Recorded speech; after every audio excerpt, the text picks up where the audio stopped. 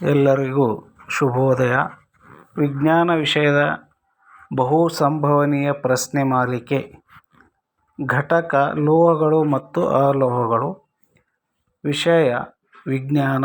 ವಿಷಯ ಶಿಕ್ಷಕರು Shri P S ಪುರಾಣಮಠ್ sir. ಸಹಶಿಕ್ಷಕರು ಸರ್ಕಾರಿ ಪ್ರೌಢಶಾಲೆ ಲಕ್ಷ್ಮೇಶ.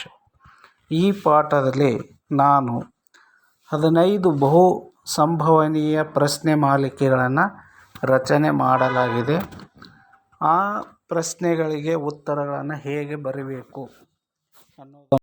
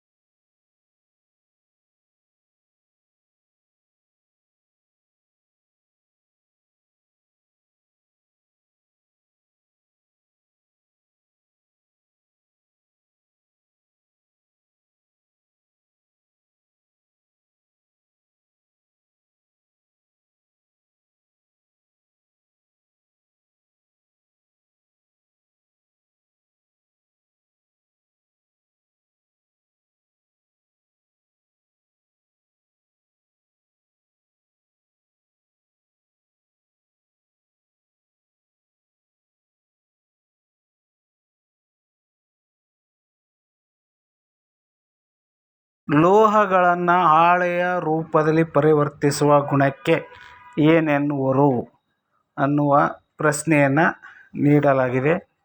ಇದಕ್ಕೆ ಉತ್ತರ ಕುಟ್ಯತೆ. ಅಂದರೆ ಹಾಳೆಯ ರೂಪದಲ್ಲಿ ಲೋಹಗಳನ್ನು ಪರಿವರ್ತನೆ ಮಾಡುವ ಗುಣವನ್ನು ಕುಟ್ಯತೆ ಎಂದು ಹೆಸರು. ಎರಡನೇ ಪ್ರಶ್ನೆ, ಕಾದಿರುವ ಕಬ್ಬಿಣದ ಲೋಹದ ಪಟ್ಟಿ ಮೇಲೆ ನೀರಾವಿ ಹಾಯಿಸಲಾಗಿದೆ. ಬಿಡುಗಡೆಯಾಗುವ ಅನಿಲ ಯಾವುದು ಅಂತ ಪ್ರಶ್ನೆಯನ್ನು ಕೇಳಲಾಗಿದೆ. ಇದಕ್ಕೆ ಉತ್ತರ ಹೈಡ್ರೋಜನ್. ಅಂದರೆ ಜಲಜನಕ ಅನಿಲ ಬಿಡುಗಡೆ ಆಗುತ್ತದೆ. ಮೂರನೇ ಪ್ರಶ್ನೆ, ತಾಮ್ರದ ಸಲ್ಫೇಟ್ ದ್ರಾವಣದಲ್ಲಿ ಕಬ್ಬಿಣದ ಮೊಳೆ ಹಾಕಲಾಗಿದೆ. ಅದು ನಿಧಾನವಾಗಿ ಕಂದು ಬಣ್ಣಕ್ಕೆ ತಿರುಗುತ್ತದೆ ಏಕೆ ಎಂಬ ಪ್ರಶ್ನೆಯನ್ನು ನೀಡಲಾಗಿದೆ. ಇದಕ್ಕೆ ಉತ್ತರ ಸ್ಥಾನಪಲ್ಲಟನ ಕ್ರಿಯೆ ಇಲ್ಲಿ ಜರುಗುತ್ತದೆ.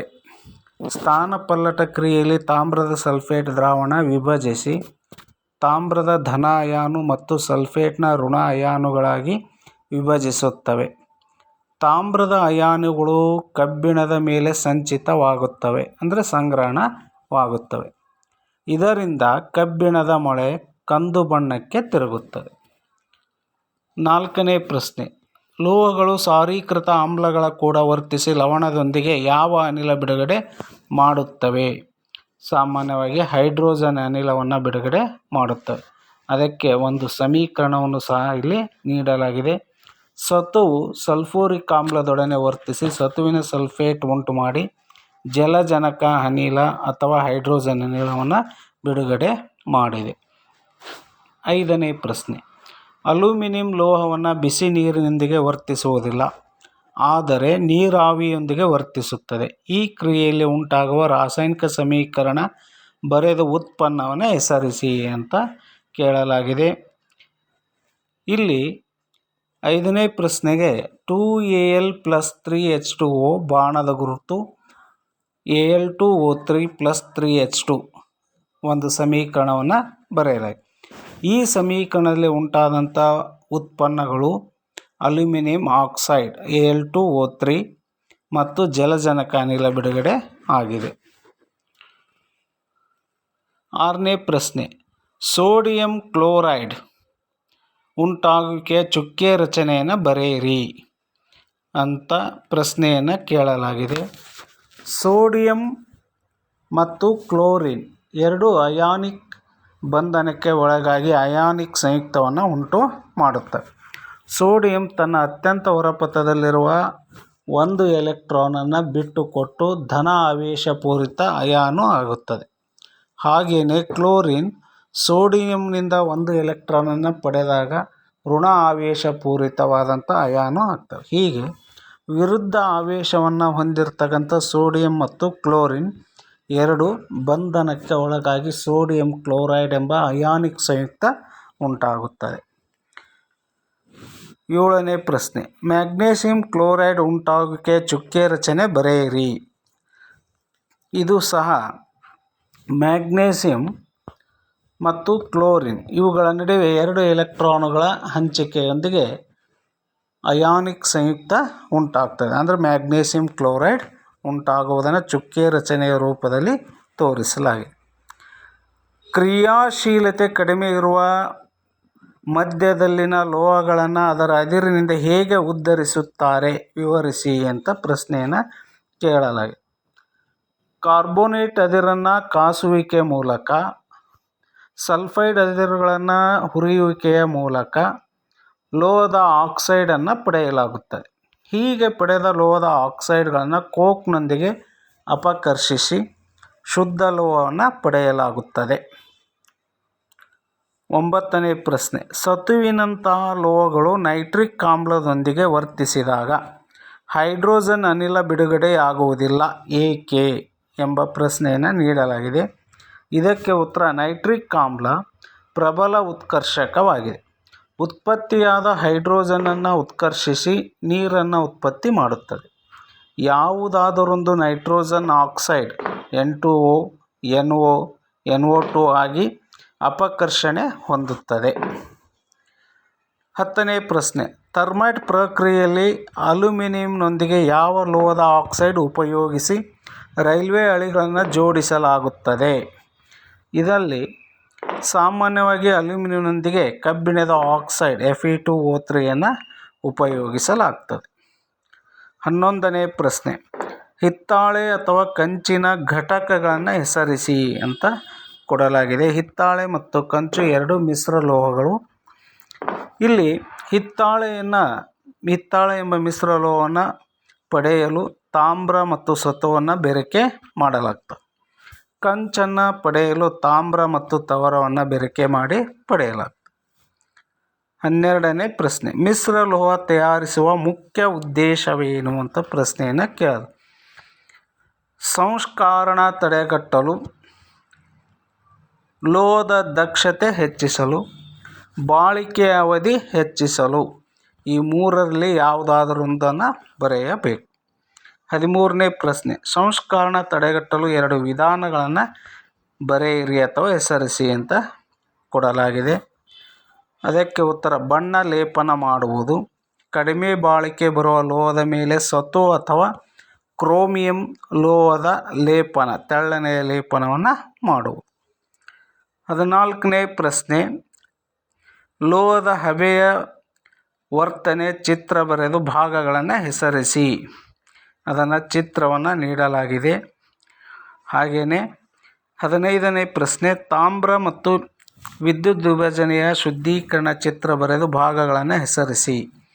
ಇದು ಸಹ ಚಿತ್ರವನ್ನು ತಮಗೆ ನೀಡಲಾಗಿದೆ. ಈ ಎರಡೂ ಚಿತ್ರಗಳು ಮತ್ತು ಚುಕ್ಕೆ ರಚನೆಗಳು ಪಠ್ಯಪುಸ್ತಕದಲ್ಲಿ ಇರುವಂತಹ ರಚನಾ ವಿನ್ಯಾಸಗಳಾಗಿದ್ದು, ಇವುಗಳನ್ನು ನೀವು ರೂಢಿ ಮಾಡಿಕೊಂಡು ಪರೀಕ್ಷೆಗೆ ತಯಾರಿ ನಡೆಸಲು ಈ ಮೂಲಕ ಕೋರಿಕೆ.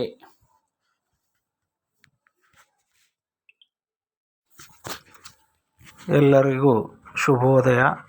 ವಿಜ್ಞಾನ ವಿಷಯದ ಬಹು ಸಂಭವನೀಯ ಪ್ರಶ್ನೆ ಮಾಲಿಕೆ ಘಟಕ ಲೋಹಗಳು ಮತ್ತು ಅಲೋಹಗಳು. ವಿಷಯ ವಿಜ್ಞಾನ. ವಿಷಯ ಶಿಕ್ಷಕರು ಶ್ರೀ PS ಪುರಾಣಮಠ್ ಸರ್. ಸಹಶಿಕ್ಷಕರು ಸರ್ಕಾರಿ ಪ್ರೌಢಶಾಲೆ ಲಕ್ಷ್ಮೇಶ. ಈ ಪಾಠದಲ್ಲಿ ನಾನು 15 ಬಹು ಸಂಭವನೀಯ ಪ್ರಶ್ನೆ ಮಾಲಿಕೆಗಳನ್ನು ರಚನೆ ಮಾಡಲಾಗಿದೆ. ಆ ಪ್ರಶ್ನೆಗಳಿಗೆ ಉತ್ತರಗಳನ್ನು ಹೇಗೆ ಬರೀಬೇಕು ಅನ್ನೋದನ್ನು ಒಂದೊಂದಾಗಿ ನೋಡೋಣ. 1ನೇ ಪ್ರಶ್ನೆ, ಲೋಹಗಳನ್ನು ಹಾಳೆಯ ರೂಪದಲ್ಲಿ ಪರಿವರ್ತಿಸುವ ಗುಣಕ್ಕೆ ಏನೆನ್ನುವರು ಅನ್ನುವ ಪ್ರಶ್ನೆಯನ್ನು ನೀಡಲಾಗಿದೆ. ಇದಕ್ಕೆ ಉತ್ತರ ಕುಟ್ಯತೆ. ಅಂದರೆ ಹಾಳೆಯ ರೂಪದಲ್ಲಿ ಲೋಹಗಳನ್ನು ಪರಿವರ್ತನೆ ಮಾಡುವ ಗುಣವನ್ನು ಕುಟ್ಯತೆ ಎಂದು ಹೆಸರು. 2ನೇ ಪ್ರಶ್ನೆ, ಕಾದಿರುವ ಕಬ್ಬಿಣದ ಲೋಹದ ಪಟ್ಟಿ ಮೇಲೆ ನೀರಾವಿ ಹಾಯಿಸಲಾಗಿದೆ. ಬಿಡುಗಡೆಯಾಗುವ ಅನಿಲ ಯಾವುದು ಅಂತ ಪ್ರಶ್ನೆಯನ್ನು ಕೇಳಲಾಗಿದೆ. ಇದಕ್ಕೆ ಉತ್ತರ ಹೈಡ್ರೋಜನ್. ಅಂದರೆ ಜಲಜನಕ ಅನಿಲ ಬಿಡುಗಡೆ ಆಗುತ್ತದೆ. 3ನೇ ಪ್ರಶ್ನೆ, ತಾಮ್ರದ ಸಲ್ಫೇಟ್ ದ್ರಾವಣದಲ್ಲಿ ಕಬ್ಬಿಣದ ಮೊಳೆ ಹಾಕಲಾಗಿದೆ. ಅದು ನಿಧಾನವಾಗಿ ಕಂದು ಬಣ್ಣಕ್ಕೆ ತಿರುಗುತ್ತದೆ ಏಕೆ ಎಂಬ ಪ್ರಶ್ನೆಯನ್ನು ನೀಡಲಾಗಿದೆ. ಇದಕ್ಕೆ ಉತ್ತರ ಸ್ಥಾನಪಲ್ಲಟನ ಕ್ರಿಯೆ ಇಲ್ಲಿ ಜರುಗುತ್ತದೆ. ಸ್ಥಾನಪಲ್ಲಟ ಕ್ರಿಯೆಯಲ್ಲಿ ತಾಮ್ರದ ಸಲ್ಫೇಟ್ ದ್ರಾವಣ ವಿಭಜಿಸಿ ತಾಮ್ರದ ಧನ ಅಯಾನು ಮತ್ತು ಸಲ್ಫೇಟ್ನ ಋಣ ಅಯಾನುಗಳಾಗಿ ವಿಭಜಿಸುತ್ತವೆ.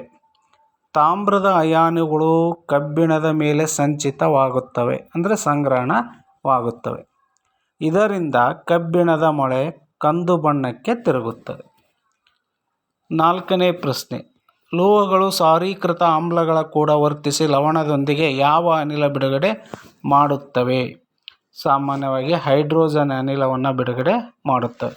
ಅದಕ್ಕೆ ಒಂದು ಸಮೀಕರಣವನ್ನು ಸಹ ಇಲ್ಲಿ ನೀಡಲಾಗಿದೆ.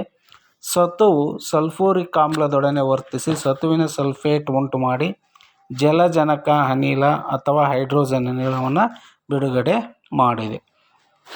5ನೇ ಪ್ರಶ್ನೆ, ಅಲ್ಯೂಮಿನಿಯಂ ಲೋಹವನ್ನು ಬಿಸಿ ನೀರಿನೊಂದಿಗೆ ವರ್ತಿಸುವುದಿಲ್ಲ, ಆದರೆ ನೀರಾವಿಯೊಂದಿಗೆ ವರ್ತಿಸುತ್ತದೆ. ಈ ಕ್ರಿಯೆಯಲ್ಲಿ ಉಂಟಾಗುವ ರಾಸಾಯನಿಕ ಸಮೀಕರಣ ಬರೆದು ಉತ್ಪನ್ನವನ್ನು ಹೆಸರಿಸಿ ಅಂತ ಕೇಳಲಾಗಿದೆ.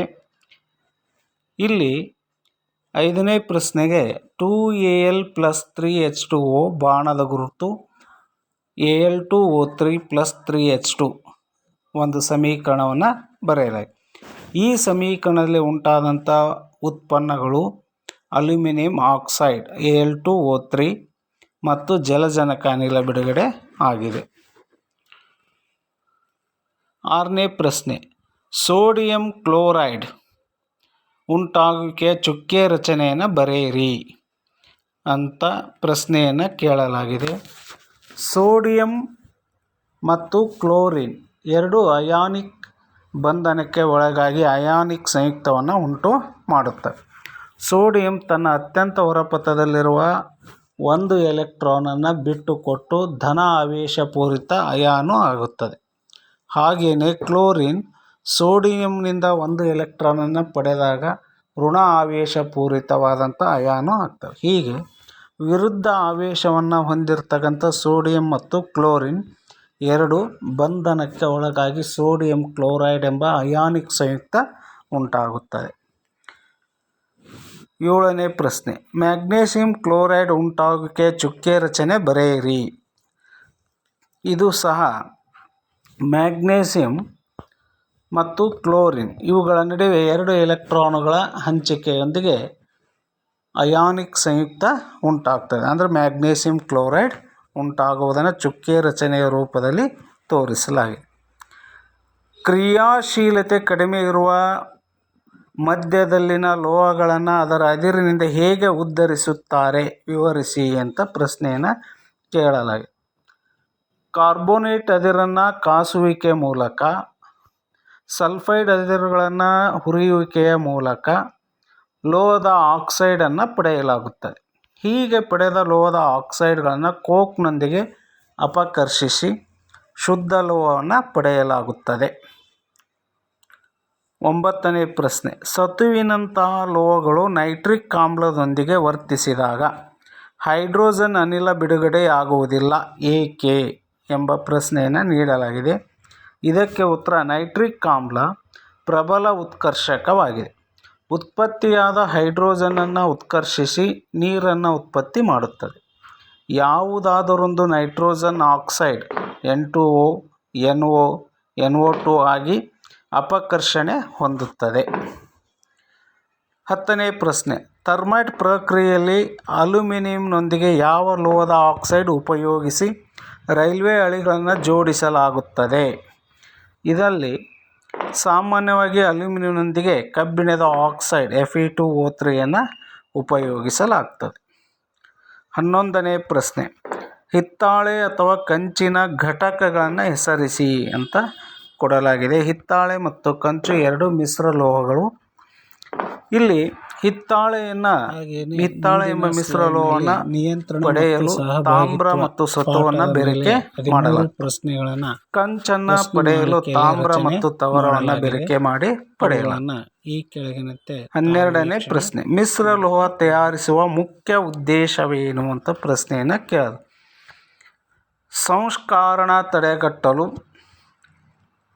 ಲೋಹದ ದಕ್ಷತೆ ಹೆಚ್ಚಿಸಲು, ಬಾಳಿಕೆ ಅವಧಿ ಹೆಚ್ಚಿಸಲು. ಈ ಮೂರರಲ್ಲಿ ಯಾವುದಾದರೊಂದನ್ನು ಬರೆಯಬೇಕು. 13ನೇ ಪ್ರಶ್ನೆ, ಸಂಸ್ಕರಣ ತಡೆಗಟ್ಟಲು ಎರಡು ವಿಧಾನಗಳನ್ನು ಬರೆಯಿರಿ ಅಥವಾ ಹೆಸರಿಸಿ ಅಂತ ಕೊಡಲಾಗಿದೆ. ಅದಕ್ಕೆ ಉತ್ತರ, ಬಣ್ಣ ಲೇಪನ ಮಾಡುವುದು, ಕಡಿಮೆ ಬಾಳಿಕೆ ಬರುವ ಲೋಹದ ಮೇಲೆ ಸತು ಅಥವಾ ಕ್ರೋಮಿಯಂ ಲೋಹದ ಲೇಪನ, ತೆಳ್ಳನೆಯ ಲೇಪನವನ್ನು ಮಾಡುವುದು. 14ನೇ ಪ್ರಶ್ನೆ, ಲೋಹದ ಹಬೆಯ ವರ್ತನೆ ಚಿತ್ರ ಬರೆದು ಭಾಗಗಳನ್ನು ಹೆಸರಿಸಿ. ಅದನ್ನು ಚಿತ್ರವನ್ನು ನೀಡಲಾಗಿದೆ. ಹಾಗೆಯೇ 15ನೇ ಪ್ರಶ್ನೆ, ತಾಮ್ರ ಮತ್ತು ವಿದ್ಯುತ್ ವಿಭಜನೆಯ ಶುದ್ಧೀಕರಣ ಚಿತ್ರ ಬರೆದು ಭಾಗಗಳನ್ನು ಹೆಸರಿಸಿ. ಇದು ಸಹ ಚಿತ್ರವನ್ನು ತಮಗೆ ನೀಡಲಾಗಿದೆ. ಈ ಎರಡೂ ಚಿತ್ರಗಳು ಮತ್ತು ಚುಕ್ಕೆ ರಚನೆಗಳು ಪಠ್ಯಪುಸ್ತಕದಲ್ಲಿ ಇರುವಂತಹ ರಚನಾ ವಿನ್ಯಾಸಗಳಾಗಿದ್ದು ಇವುಗಳನ್ನು ನೀವು ರೂಢಿ ಮಾಡಿಕೊಂಡು ಪರೀಕ್ಷೆಗೆ ತಯಾರಿ ನಡೆಸಲು ಈ ಮೂಲಕ ಕೋರಿಕೆ.